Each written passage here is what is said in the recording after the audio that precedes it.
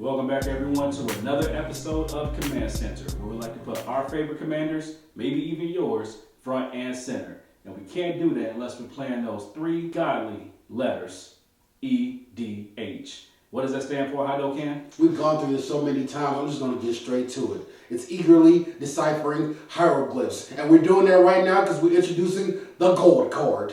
That's right, we have a new god, Eternal. The gods are back. The gods are better. They've gotten so much better. I miss the indestructible though. I don't need indestructible when they can just keep coming back like the rash of future past. That's true. Before we get started with our God card, please go ahead and like and subscribe. Let people know about us. Spread the word. Let everybody know. Tell somebody to tell somebody to tell somebody. That's right. And we also want to shout out our Patreon because we have a Patreon now. Also consider becoming a patron. And, just like we said, spread the word as well. Now, getting into the God cards, it's getting ridiculous now. It's so sick. The Make-A-Wish Foundation is calling us to figure out if everything is okay. Yeah, they calling us for donations. Like, hey, do we need to send help? Do we need to send somebody? So let's tell them about Kefnet right quick. All right. God, Eternal, Kefnet. So much better than the previous Kefnet. So much better. They must have got our letters out there at Wizard of the Coast. That's right. 2 and 2 blue. Loving it. It's a 4/5 flyer. Okay. Zombie God. Zombies need even more power. What else can he do? You may reveal the first card you draw each turn as you draw it. Okay. Whenever you reveal an instant or sorcery card this way, copy the card and you may cast the copy. The copy costs 2 less to cast. And you also have the God mechanic, the new God mechanic. Instead of indestructible or returning from the graveyard, if it dies or gets exiled, put it third from the top of your library. He'll be back again. He's coming back. It's like the Terminator movie, but watchable. So this is a little confusing to me. So basically, what you're saying is, I flip over the card.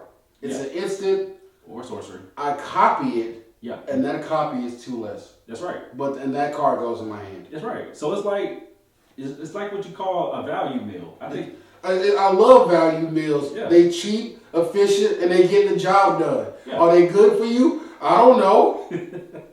Is it good for everybody around you? Who knows? But there's a lot of things. The brews for this deck are going to be off the chain. There's a lot of synergy with these cards, and we kind of want to bring them to the forefront. So let's talk about those synergies. First, let's make our instants and sorceries cheaper. How are we going to do that? You told me about this one, Primal Amulet. Oh my God. You see, Ixalan came out with these flip cards. And if you haven't gotten your hands on them, boy, have you been sleeping. This first card is called Primal Amulet. That's right. Yeah. Instants and sorcery costs 1 less. Every time you cast an instant or sorcery, you put a counter on this thing. When you get to 4 or more counters, you flip it. You flip it to something that says you tap to a land that taps for 1 mana of any color. Mm-hmm. When you use that mana to cast an instant or sorcery, you copy the spell. Copy on copy. Copy on copy. So we have a copy of a copy that we're copying. It's like Xerox just went ham. I'm just telling you, man. The Matrix is real. Agent Smith is a thing. All right, next we want to also mention Jace's Sanctum. Oh, we're trying to make it cost even less than less? Yeah. Okay, we're going for dirt cheap. Oh, man, we get nuggets with this value meal. Say, for y'all don't know, tell them what Jace's Sanctum is. It's a 4-drop blue enchantment, 3 and a blue. Okay. Instants and sorcery costs 1 less again. What else? Whenever you cast an instant and sorcery, scry 1. That's right. You cry as you look at the top card and discover if you want to leave or not. But you know what makes that beautiful? What's that? That scribe mechanic. Because you can see if it's an instance or sorcery, and if it's not, you tuck it. That's right. Since we're talking about synergies, we definitely also want to talk about how to make this work with your commander. So we want to know what the top card of our library is. So those scry effects are definitely helpful. Peeking at the top of your library, definitely helpful. And we got to mention Soothsaying. Now, I've been to this church before. I go to this church as much as I can. Soothsaying has a true believer in me. Soothsaying says you pay, first of all, it's 1 blue to cast it. Yeah, it's an enchantment. It's an enchantment. You pay X. You look at the top X cards and arrange them in any order. Yep. And then it has an extra buff where you pay 5 and shuffle your library. Yeah, whatever. Well, that's not what it's there for. There's also a wizard. I forget the name, but I'm going to throw it up on the screen. Does a similar thing, but it counts the number of cards in your hand. You can pay 1 in the blue and rearrange the top, whatever number of cards in your hand, cards in your library, into whatever order you want to. Now, I know what you're thinking. That's a whole lot of casting going on. But what about them creatures? That's why I want to introduce you to Thing in the Ice. Thing in the Ice. Thing in the Ice is a 2-drop, but it comes in as an 0-4 creature. Uh-huh. I know what you're saying. That ain't doing nothing. But wait. Whenever it comes in with 4 counters on it. Yeah. Whenever you cast an instance or sorcery, You remove it. you remove a counter. So when we're copying copies of instances and sorceries, we're removing counters. And when it flips, what happens? It turns into a Woken Horror. Oh, it get woke real quick. It's a 7/8 Kraken Horror. When this creature transforms into a Woken Horror, return all non-horror creatures to their owner's hands. So it's a bounce effect. This creature's so woke, we try to put it back to sleep. What else we got? Since we're talking about creatures that interact with instants and sorceries, let's talk about Nezahal Primal Tide. Oh, I don't think they're ready for that card. Sure, it came out in Ixalan. So It's that big dinosaur that nobody knew what deck to put it in. it's a blue dinosaur. It's a blue dinosaur. So it's a 7-drop Elder Dinosaur. Mm-hmm. Oh man, this thing has a lot of text on it. First of all, it can't be countered. You can't do nothing about it. It's coming in. You better run for the hills. It's a 7/7. So It was 7 body, 7 booty. You have no maximum hand size. What? I got the whole deck in my hand. Whenever, and this is the good part now, whenever an opponent casts a non-creature spell, you get to draw a card. You gonna cast a spell against a blue player? I wish you would. You can also discard 3 cards to exile Nezahal, and it comes back tapped at the end of the next end step. Mm-hmm. But the thing we're focusing on most is that you get to draw a card whenever an opponent plays a non-creature spell. So you're drawing cards even when it's not your turn. I'm just telling you. Now, there's a couple other flavorful cards that we like to play with this deck. That's right. We're talking about instants and sorcery. You got to talk about Talran. This is a 4-drop, 2/2 blue Merfolk Wizard. Now, let me tell you about this dude.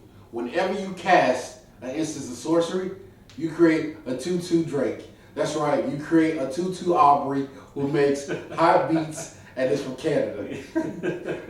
And you keep, so our whole point is dual casting and multiple casting. What else we got here? All right, I think we actually need to talk about Metallurgic Summoning. Oh my God. This also interacts with instants and sorceries. Whenever you cast an instant or sorcery, create an XX colorless construct creature token, artifact creature token, where X is that spell's converted mana cost. Let me break that down for you. You cast an instance of sorcery, and X gonna give it to you. That's right. I cast a 3 mana instance. I get a 3/3 construct, cause X gonna give it to you, baby. That's right. So let's. This is actually one that should have gone back into the making your spells cheaper kind of thing. Okay. This actually hits all spells, not just instances of sorceries. You guys, I'm pointing to you. You slept on as foretold. Now, we tried to warn you about this card, but nah, you ain't want to You listen. didn't listen. I'm going to put it in my Kefnet deck, and I'm going to beat you with it. Because as foretold actually came out in the Amakat block.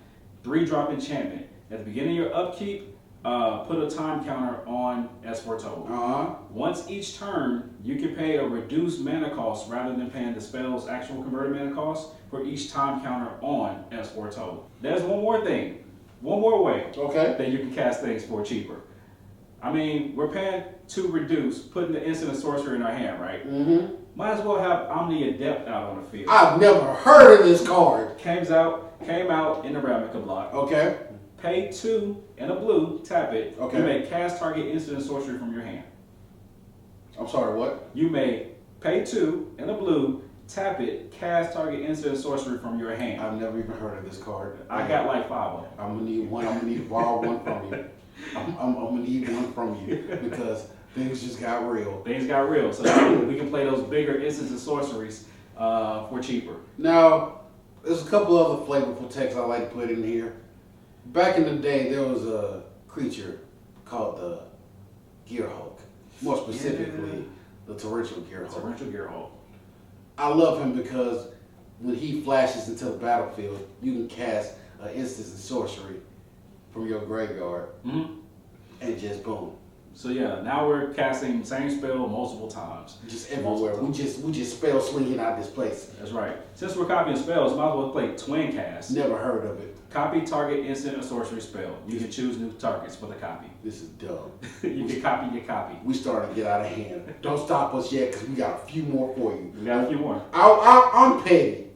You know, I'm petty, Ed. I'm petty Tendergrass. I eat spaghetti and meatballs. I think I know where you're going. There is a card out there that I find the most disrespectful card out there in blue. It is called River's Rebuke. Yep.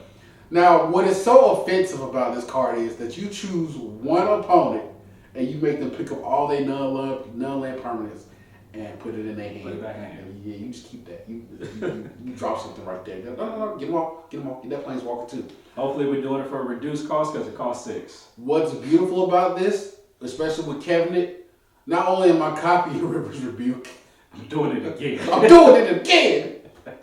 I'm coming for you, Tommy. All right. So I guess we're getting personal now, right? We're getting real personal. How about we get personal on ourselves? Now, you have a theory that this might be able to work. Okay. It's going to take somebody with a higher degree than me to figure this out. Okay, now follow me here for a second. Okay. There's spell swindle. Yeah. Now my theory is we can twin cast spell swindle and copy it with primal amulet.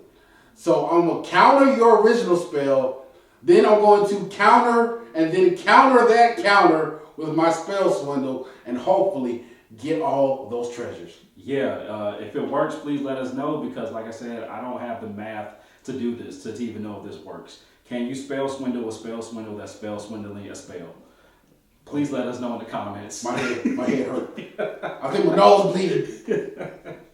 Before we get out of here, we just want to talk about some of these other board state changing spells that are out there that you can do for reduced cost. Curse of the Swine. Loving it. 2 blue and an X. So the extra reduced cost of 2, you can actually use that to target other permanents that you may not have been able to with that cost. Okay. So get 2 extra things with Curse of Swine. Wash out. Let's choose a color. Turn anything but blue. Bounce them. Go away. Pick it up. It's toilet paper now. Wipe your behind with it. It's useless. Green, red, white, black, whatever. Go Okay. Yeah. That piece de resistance. Okay. Rights of replication. Yeah.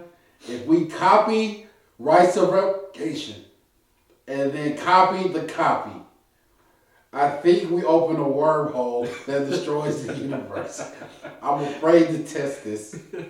I'm a little scared. As a matter of fact, I shouldn't even put that in the universe. Yeah, that's more math that I can't even figure out anymore. So basically what we're saying is build your Kefnet deck to be interactive. That pretty much almost, if not every turn, every other turn, you're interacting with the board. You're either bouncing creatures to the hand, you're taking control of creatures, you're countering spells over here, you're protecting yourself. Whatever it is, that it takes to actually have fun in Magic. And I feel like if you're having fun interacting every turn, you have a higher chance of probably winning. I mean, it makes sense to me. I'm just saying, I came here to have fun. I mean, you can dance if you want to. That's right. But you can leave your friends behind. So let us know what you think about our take on Kefnet with some of these synergies. Let us know how you want to build your Kefnet. Let us know some cards we're probably forgetting about. Yeah, some very simple, easy cards that we might be forgetting. Like and subscribe. Again, let us know what you think about how you want to build your Kefnet when it finally comes out at the end of the month, when all the gods are upon us. And they loose. They coming for us, man. I kind of feel like Nicol Bolas is going to win. I'm not going to put what you see what he did to Liliana.